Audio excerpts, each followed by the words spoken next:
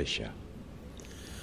Alhamdulillah, kita bersyukur kepada Allah Subhanahu Wa Taala kerana kita dapat bersua pada malam ini. Sepanjang tahun 2021, kita melalui cabaran dan dugaan yang pelbagai. Namun, ini tidak sesekali mematahkan semangat keluarga Malaysia. Yakinlah kita, seperti janji Allah Subhanahu Wa Taala, setiap kesukaran disertai kemudahan. Berbekalkan keyakinan ini, saya mengambil kesempatan untuk mengucapkan selamat tahun baru kepada seluruh keluarga Malaysia. Dengan ketibaan tahun 2022 ini, maka bermulalah lembaran baru dalam kehidupan kita. Saya berdoa semoga tahun 2022 memberikan sinar baru kepada keluarga Malaysia. Tahun 2021 menyaksikan COVID-19 ini menular sehingga ia mencapai rekod sebanyak 24,599 kes harian dan mengakibatkan 393 kematian pada 26 Ogos. Pelbagai langkah proaktif telah dilaksanakan oleh kerajaan untuk membendung pandemik COVID-19.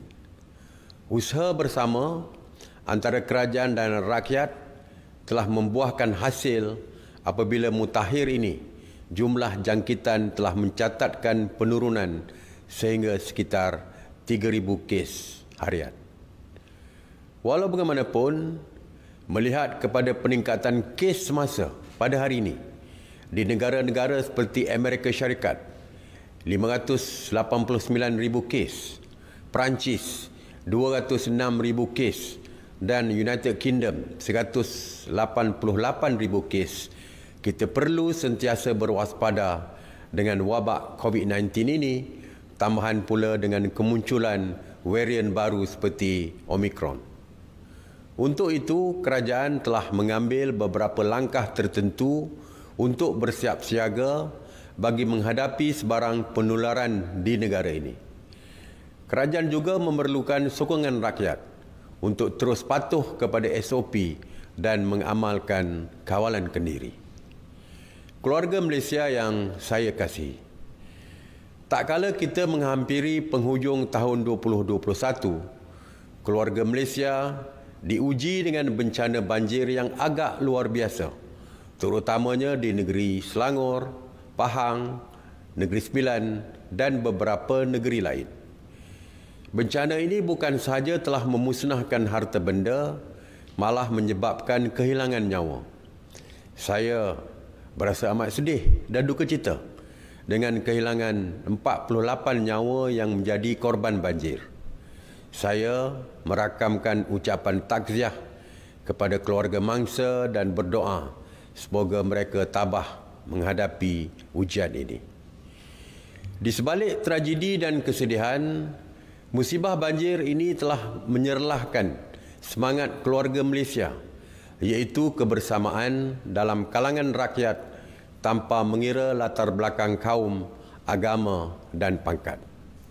Saya mengucapkan terima kasih kepada agensi-agensi keselamatan, kaki tangan kerajaan, pertubuhan bukan kerajaan ataupun NGO, sukarelawan serta individu-individu yang bertungkus lumus membantu dan menyelaraskan misi bantuan semasa banjir serta melakukan kerja-kerja pemulihan pasca banjir.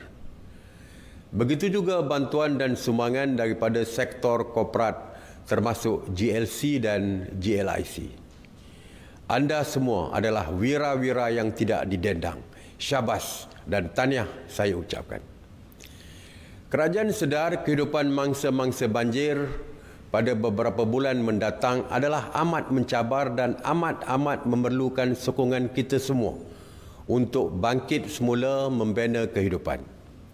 Lantaran itu, kerajaan ini komited untuk memastikan bantuan-bantuan yang bakal disalurkan akan ditambah baik supaya lebih menyeluruh dan dapat segera disampaikan kepada mereka yang memerlukan. Maka dengan ini saya mengumumkan bantuan banjir keluarga Malaysia seperti berikut. Yang pertama, bantuan wang ihsan atau BWI sebanyak RM1,000 kepada setiap ketua isi rumah berbanding RM500 sebelum ini. Bayaran bantuan wang ihsan tersebut telah mula diberikan sejak 27 Disember yang lalu, iaitu 10 hari selepas kejadian banjir berbanding sebelum ini yang memakan masa 3 hingga 6 bulan. Ini akan memanfaatkan lebih 45,000 ketua isi rumah. Angka yang akan menerima bantuan ini boleh bertambah ramai apabila kita selesai mengenal pasti mereka yang terkesan tetapi tidak berpindah ke Pusat Pembinaan Sementara atau PPS. Setakat hari ini, seramai 20,000 ketua isi rumah telah menerima bantuan ini. Yang kedua, voucher tunai sebanyak RM500 bagi pembelian barangan elektrik kepada setiap keluarga mangsa banjir bagi menggantikan barangan elektrik yang rosak akibat bencana banjir. Pembelian boleh dibuat di premis atau di platform e-dagang yang diiktiraf oleh Kementerian Tenaga dan Sumber Asli. Program ini akan dilaksanakan bermula 7 Januari 2022.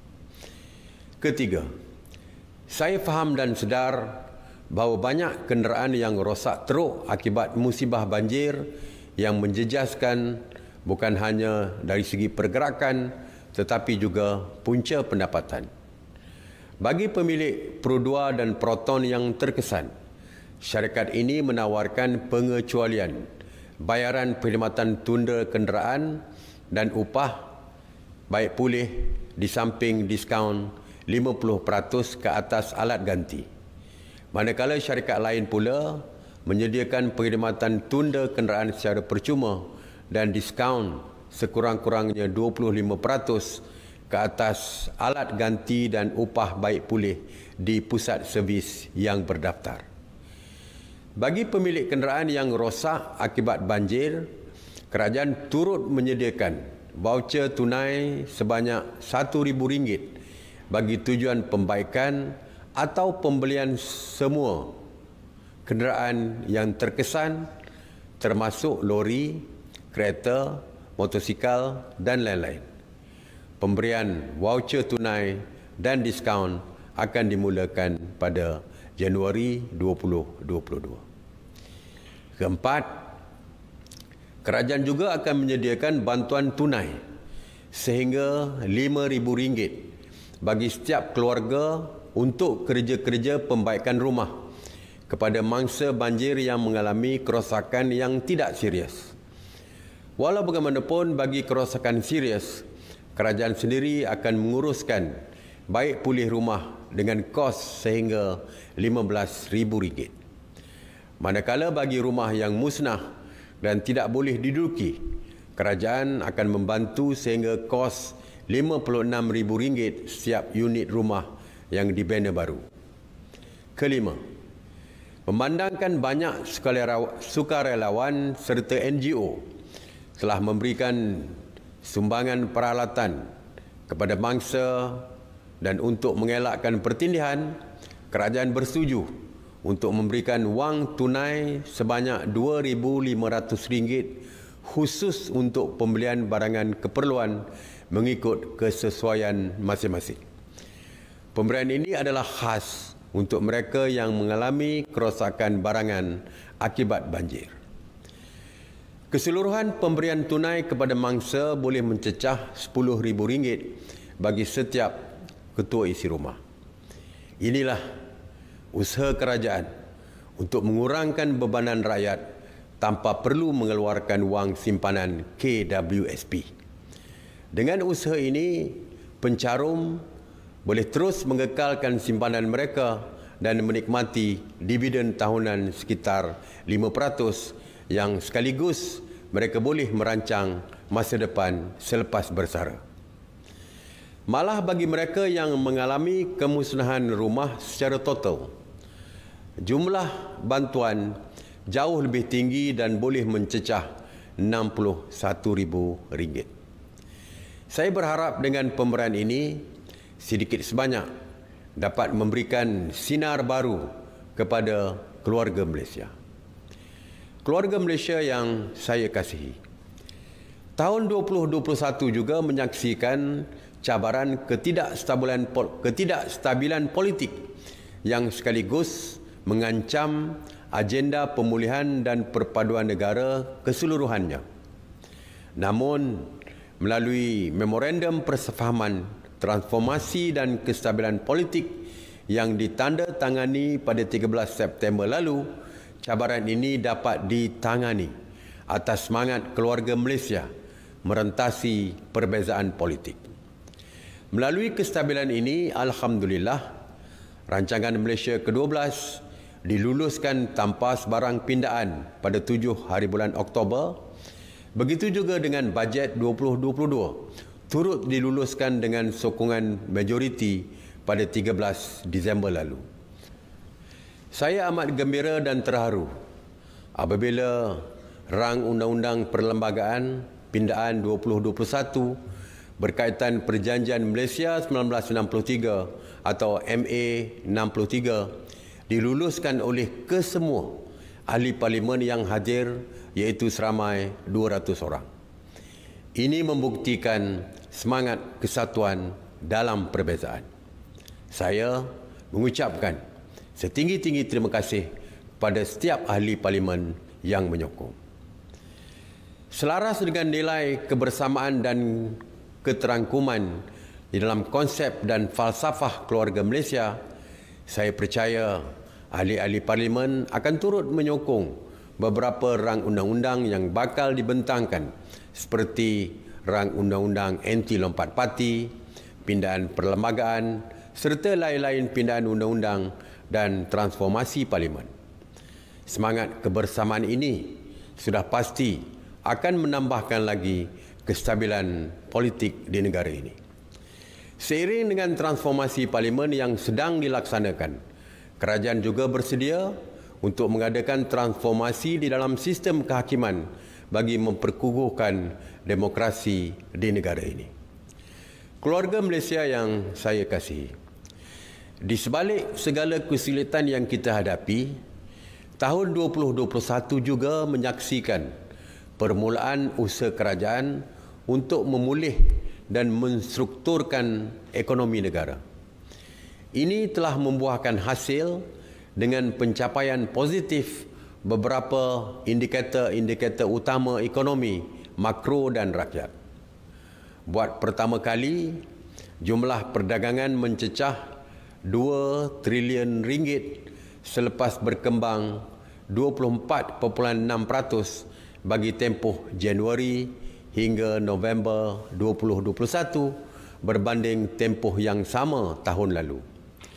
Keluaran dalam negara kasar ataupun KDNK Malaysia turut meningkat sebanyak 3% dalam tempoh 9 bulan pertama 2021. Sebagai indikator kepada kerancakan ekonomi di peringkat kepenggunaan, nilai jualan perdagangan borong dan runcit juga telah merekodkan peningkatan sebanyak 5.4% kepada 116.4 bilion ringgit pada Oktober 2021. Kadar pengangguran sudah mula beransur pulih kepada 4.3% pada Oktober 2021 berbanding kemuncak 5.3% pada Mei 2020. Angka terbaru ini juga lebih rendah daripada 2 bulan sebelumnya. Angka pelaburan sering menjadi antara petunjuk popular keyakinan komuniti perniagaan terhadap keutuhan ekonomi sesebuah negara. Di sini, Malaysia mencatatkan perkembangan positif 12.8 bilion ringgit pelaburan langsung asing atau FDI bersih pada suku ketiga 2021 berbanding 8.2 bilion ringgit pada suku kedua, iaitu peningkatan sebanyak 56%. Ini menjadikan jumlah FDI bersih bagi tempoh 9 bulan pertama tahun ini sebanyak lebih 30 bilion ringgit. Saya juga yakin dengan momentum pertumbuhan ekonomi negara dijangka berterusan pada tahun 2022 dengan kadar pertumbuhan KDNK yang diunjurkan berkembang antara 5.5% hingga 6.5% seiring dengan unjuran tabung kewangan antarabangsa ataupun IMF pada 6% dan Bank Dunia pada 5.8%. Keluarga Malaysia yang saya kasihi, di sini saya ingin keluarga Malaysia merasa lebih optimis dan bersemangat dengan kehadiran tahun baru 2022. Kerajaan akan merancangkan pemulihan ekonomi dengan pelaksanaan pelbagai inisiatif yang telah diumumkan di dalam dokumen Rancangan Malaysia ke-12 dan Bajet 2022 untuk memastikan ketahanan ekonomi dan kesejahteraan keluarga Malaysia. Ke arah itu, antara tumpuan utama kerajaan pada tahun 2022 adalah untuk mewujudkan sekurang-kurangnya 600,000 peluang pekerjaan baru di samping pemulihan segera sektor perusahaan mikro, kecil dan sederhana atau PMKS. Tahun 2022 juga adalah tahun untuk Malaysia kembali ke landasan bagi menetapkan Pelan Ekonomi Negara Jangka Masa Panjang. Beberapa tema mustahak perlu digerakkan pada tahun 2022. Antaranya ialah pemerkasaan ekonomi digital sejajar dengan tuntutan realiti semasa. Atas kesedaran sama tentang perlunya mengadaptasi kepada keperluan kini dan masa depan, Malaysia juga telah memberikan komitmen bagi mencapai status carbon neutral nation pada tahun 2050.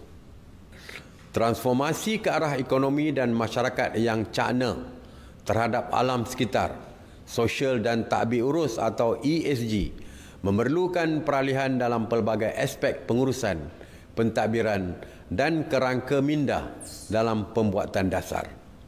Misalnya, dalam soal peluang pekerjaan yang bakal dijana, Malaysia perlu bersedia untuk mewujudkan satu ekosistem yang mampu menjana aktiviti-aktiviti dan pasaran pekerjaan yang selari dengan tuntutan dan keperluan ke arah ekonomi dan masyarakat yang mesra ESG.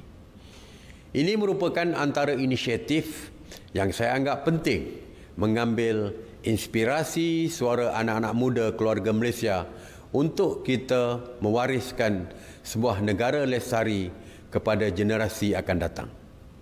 Justru, sistem pendidikan sedia ada akan disesuaikan agar lebih menjurus kepada aspek ESG ini. Di sinilah kurikulum pendidikan TVET khususnya perlu ditambah baik untuk memenuhi keperluan pekerjaan pada masa hadapan ini. Dari sudut yang berbeza pula, aspirasi ESG ini juga memerlukan keberanian pihak kerajaan untuk mewujudkan rangka dasar dan insentif yang lebih kondusif. Sebab itulah antara insentif yang membuktikan kerajaan komited dalam agenda ini ialah pengecualian sepenuhnya ke atas duty import, duty excise, cukai jualan, malahan cukai jalan ataupun road tax bagi kenderaan elektrik atau EV. Kerajaan juga sedar dalam mencapai matlamat ini, ekosistem sokongan seperti infrastruktur bagi kenderaan elektrik perlu dibangunkan dan dipertingkatkan seperti di negara maju. Keluarga Malaysia yang saya kasihi, dari aspek sosial dan kesejahteraan rakyat pula, fokus kerajaan adalah untuk memenuhi keperluan perumahan generasi muda keluarga Malaysia. Aspek ini akan turut melibatkan teknologi kecerdasan buatan atau artificial intelligence di mana konsep smart safe city akan diperkenalkan secara berperingkat bermula di bandar-bandar utama seluruh negara. Inilah antara terjemahan hala tuju ekonomi yang bakal digerakkan pada tahun 2022. Di samping agenda-agenda yang telah saya sebutkan sebentar tadi, perkara asas yakni kemiskinan masih menjadi keutamaan saya. Seperti yang saya janjikan, nilai teras keluarga Malaysia adalah keterangkuman, kebersamaan dan kesyukuran, dan tiada seorang pun yang harus tertinggal. Saya sendiri akan mengetuai inisiatif pembasmian kemiskinan oleh kerajaan melalui penubuhan unit kemiskinan yang diwujudkan di peringkat pusat, negeri dan daerah bagi menangani isu kemiskinan dan jurang pendapatan. Ini meliputi kemiskinan di bandar mahupun di luar bandar. Atas semangat keterangkuman yang sama, kerajaan akan terus memberikan fokus kepada kemajuan dan pembangunan luar bandar di serata Semenanjung, Sabah dan Sarawak. Keluarga Malaysia yang saya kasihi, sempena tahun baru 2022 ini, marilah kita mencipta sinar baru untuk keluarga Malaysia, membuat resolusi untuk meraihkan persamaan dan mengenepikan perbezaan yang wujud di antara kita. Marilah bekerja bersama saya dan rakan-rakan di dalam kerajaan untuk meneruskan agenda kemajuan negara tercinta ini. Akhir kata, saya mengucapkan selamat tahun baru 2022 kepada seluruh keluarga Malaysia yang saya kasihi.